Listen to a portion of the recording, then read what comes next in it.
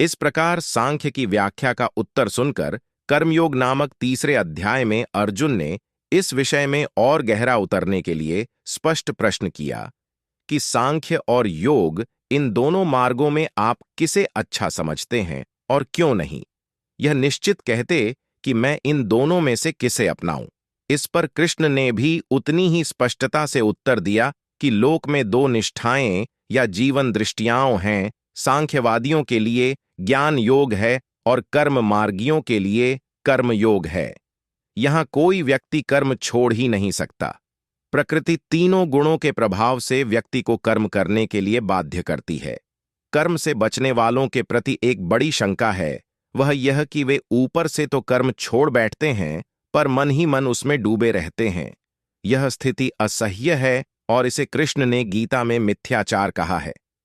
मन में कर्मेंद्रियों को रोककर कर्म करना ही सरल मानवीय मार्ग है। कृष्ण ने चुनौती के रूप में यहां तक कह दिया कि कर्म के बिना तो खाने के लिए अन्न भी नहीं मिल सकता। फिर कृष्ण ने कर्म के विधान को चक्र के रूप में उपस्थित किया।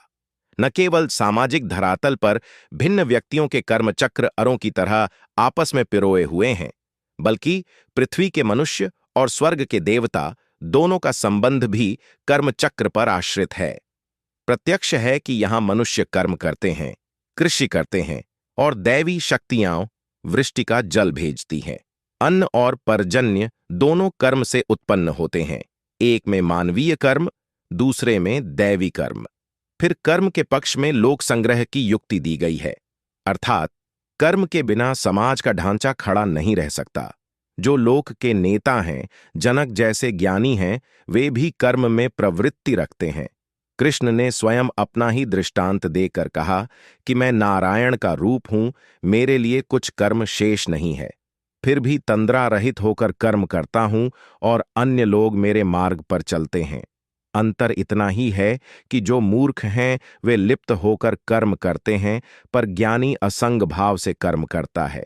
गीता में यही एक साभिप्राय शब्द बुद्धि भेद है।